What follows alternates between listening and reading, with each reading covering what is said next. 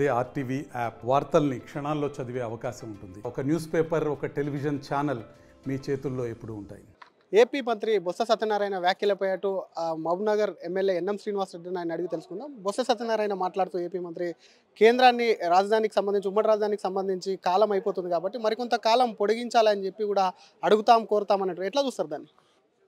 ఒకటి ఇప్పుడు వాళ్ళు పదేళ్ల కాలం ఎందుకు ఇచ్చిన ఉమ్మడి రాజధాని అంటే ఈ 10 ఏళ్ల కాలంలో వారు ఒక కొత్త రాజధాని నిర్మాణం చేసుకుంటారు, దానికి కేంద్ర ప్రభుత్వం కూడా సహకారం చేస్తుంది అన్న ఉద్దేశంతో ఆ రోజు విభజన చట్టంలో కాంగ్రెస్ పార్టీ ప్రభుత్వంలో ఉన్నప్పుడు తెచ్చిన చట్టంలో అన్నీ కూడా పొందుపరిచినాం.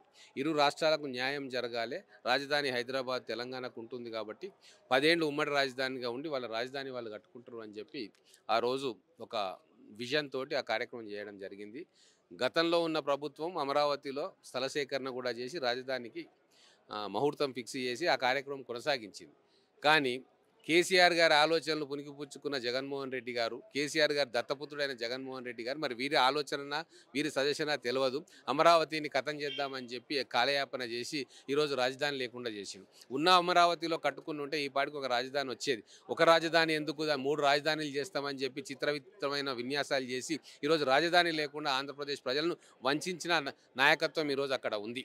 మరి అన్నీ అయిపోయిన ఎలక్షన్స్ వస్తున్నాయి, ప్రజలు కరుగాల్చి వాత పెడతారు. తెలంగాణలో ఎట్లయితే చాలా గొప్పోడు అనుకున్న కేసీఆర్ను బండకేసి కొట్టినరో జ్ఞానోదయం అయింది జగన్మోహన్ రెడ్డి గారికి. కాపాడుకోవడానికి ఈరోజు పిచ్చి పిచ్చి విన్యాసాలు చేస్తూ ఉన్నారు. ఇక్కడ రేవంత్ రెడ్డి గారు ముఖ్యమంత్రిగా ఉన్నారు కాంగ్రెస్ పార్టీ ఆధ్వర్యంలో. ఎట్టి పరిస్థితుల్లో 10 సంవత్సరాలు ఉమ్మడి రాజధానిని పొడిగించబోయే ప్రసక్తే లేదు. మీకు 10 సంవత్సరాలు ఇచ్చినాం, మీరు అక్కడ రాజధాని కట్టుకుంటారా ఇంకేం చేస్తారో అది మీ ఇష్టం. ఎట్టి పరిస్థితుల్లో కూడా ఉమ్మడి రాజధానిగా సమయం పొడిగింపుకు మేము ఒప్పుకునే ప్రశ్నే లేదు. మరోవైపు ఈరోజు సభ్యులు వాకౌట్ చేయడానికి ఎట్లా చూస్తారు బీఆర్ఎస్? మీరు మాట్లాడే సమయం ఇవ్వట్లేదంటే అసలు సభలో వాళ్లకు అర్థమైపోయింది, వాళ్ళ నగ్నత్వం అవినీతి మొత్తం కూడా బట్టబయలు అయిపోయింది. 10 ఏళ్ల వాళ్ళ విధ్వంసం కూడా ఈరోజు మేడిగడ్డ సందర్శనతోటి తెలంగాణ రాష్ట్రమే కాదు మొత్తం దేశానికి తెలిసిపోయింది. వాళ్ళు గత లక్షల కోట్ల రూపాయలు ఖర్చు పెట్టి ఏదో ప్రాజెక్టులు కడతా ఉన్నాం, నీళ్ళు ఇస్తున్నాం 1 కోటి ఎకరాలకు అన్న అసత్యాన్ని మేడిగడ్డ యాత్రతోటి పటాపంచలు అయిపోయింది. వారు ఎన్ని రకాలుగా విన్యాసాలు చేసినా కూడా నమ్మడానికి ప్రజలు సిద్ధంగా లేరు. ఎక్కడ అసెంబ్లీలో వాళ్ళ బండారం బట్టబయలవుతుందో అని చెప్పి వాళ్ళు ఏదో ఒక సాకుతో అసెంబ్లీలో వాకౌట్ చేయాలని ప్రయత్నం చేశారు. ఆల్రెడీ 2 రోజుల క్రితం మాజీ మంత్రి మల్లారెడ్డి గారు అయ్యా మేము పెళ్ళిళ్ళకు పోవాలి 2 రోజులు మాకు టైం ఇవ్వండి చెప్పిండ్రు. అంటే వాళ్ళకు శాసనసభ కంటే, తెలంగాణ ప్రజల బాగోగుల కంటే, తెలంగాణ ప్రజల సమస్యల చర్చ కంటే పెళ్ళిళ్ళు పేరెంటాలు వినోదాలు వాళ్ళకి ఎక్కువైపోయినాయి. 10 సంవత్సరాలు కూడా వాళ్ళు అడ్మినిస్ట్రేషన్ చేయలే, అధికారాన్ని అనుభవించిర్రు. అందుకే ప్రజలకు అర్థమై ఈరోజు వాళ్ళని ప్రతిపక్షంలో కూర్చోబెట్టిర్రు.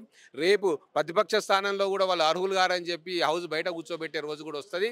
ఇక వాళ్ళు ఏమైనా చేసుకొని ప్రజలు వాళ్ళని పట్టించుకోవడం మానేసిండ్రు. నిన్నటి కేసీఆర్ వ్యాఖ్యలు ఈరోజు సభలో సభ్యులు చేసినటువంటి వ్యాఖ్యలు బీఆర్ఎస్ సభ్యులు ముఖ్యమంత్రి పైన, రేవంత్ రెడ్డి ముఖ్యమంత్రి సైతం కూడా ఒకవైపు వాళ్ళ వ్యాఖ్యల పట్ల కూడా సీఎం అనకుండా మర్యాద ఇవ్వకుండా మాట్లాడుతున్నా అని చెప్పి ఒకవైపు కూడా వాళ్ళని మాట్లాడినటువంటి సిచ్యువేషన్ ఉంది. ఎట్లా చూస్తారు? వాస్తవం కదా. ఇప్పుడు సీఎం గారు ఏమైనా ఆయన కోసం ఏమైనా విహారయాత్రకు పోయిరా రేవంత్ రెడ్డి గారు మేడిగడ్డకు? బొందలగడ్డ అని కూడా పోల్చింది. ఇప్పుడు మేడిగడ్డను బొందలగడ్డ అన్న మాట కేసీఆర్ అన్నాడు. అంటే మీరు 1,00,000 కోట్ల ప్రాజెక్టు చేసి అది బొందలగడ్డ అంటే మరి ఇక బొందలగడ్డనే చేసిరు కదా మీరు. అందుకే కదా ప్రజలు మిమ్మల్ని తిరస్కరించారు. ఇప్పుడు పవిత్ర తెలంగాణ రాష్ట్రాన్ని ఈ ప్రాజెక్టులను మేమేమో ఆధునిక దేవాలయాలం అంటాం, ఆయన్నేమో బొందలగడ్డ అంటాడు. అది ఆయన మానసిక పరిస్థితిని తెలియజేస్తూ ఉంది. ముఖ్యమంత్రి గారిని ఏం పీకనిక మేడిగడ్డ పోతున్నారు అని అనడం తప్పు కదా. మరి అటువంటి అప్పుడు ముఖ్యమంత్రి గారు హౌస్కి వచ్చి ప్రజలు మిమ్మల్ని బట్టలు కూడా తీసిరు ఓటు ద్వారా అంటే దాంట్లో తప్పేముంది? వాళ్లకు అసెంబ్లీలో చర్చ పెట్టడానికి వాళ్ళకి ఏం సబ్జెక్ట్ లేదు.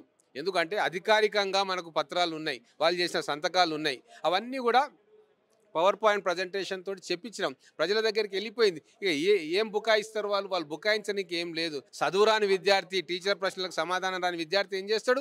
స్కూల్ను బంక్ చేస్తాడు. గదే విధంగా ఈరోజు హరీష్ రావు గారి నేతృత్వంలో పాపం కడియం శ్రీహరి గారు ఏదో చెప్పబోతా ఉన్నాడు. కానీ హరీష్ రావుకు తెలుసు ఇది ఇంకా ముందుకు పోతే మా బండారం బట్టబయలు అవుతుంది, మేము ప్రజల ముందు నగ్నంగా నిలబడాల్సి వస్తుంది అని చెప్పి ఆదరాబాద్ చలో చలో చలో అని తీసుకుపోయాడు. ఇది కేవలం బీఆర్ఎస్ అనేది ప్రైవేట్ లిమిటెడ్ పార్టీ. గతంలో ప్రభుత్వం కూడా ప్రైవేట్ లిమిటెడ్ ప్రభుత్వం. ఇది అందరికీ అర్థమైపోయింది. ఇక కొత్తగా దీని గురించి మాట్లాడాల్సిందేం లేదు. Thank you sir. ఇది ఒకవైపు ఉమ్మడి 10 ఏళ్ళు ఉమ్మడి రాజధానిగా హైదరాబాద్ను కొనసాగిస్తున్నప్పుడు ఏపీ నేతలు ఏం చేశారు, మరోసారి 10 ఏళ్ళు పొడిగించడం అడుగుతామన్న దాంట్లో కూడా అస్సలు ఒప్పుకునే ప్రసక్తి లేదు ఒకవేళ అడిగినా. మరోవైపు కేసీఆర్ నిన్న సీఎం పైన కానివ్వండి, ఈరోజు బీఆర్ఎస్ సభ్యులు సీఎం పైన మాట్లాడినటువంటి విధానం కరెక్ట్ కాదు. వాళ్ళు మరోవైపు చర్చలో లేకుండా వాళ్ళ బండారం బయటపడుతుందనే భయంతోనే కూడా ఒకవైపు కూడా అసెంబ్లీ నుంచి బయటికి వాకౌట్ చేశారని చెప్పి కూడా ఎమ్మెల్యే ఎన్ఎం శ్రీనివాసరెడ్డి అంటున్నారు. కెమెరామెన్ గణేష్తో శ్రీధర్, RTV, హైదరాబాద్.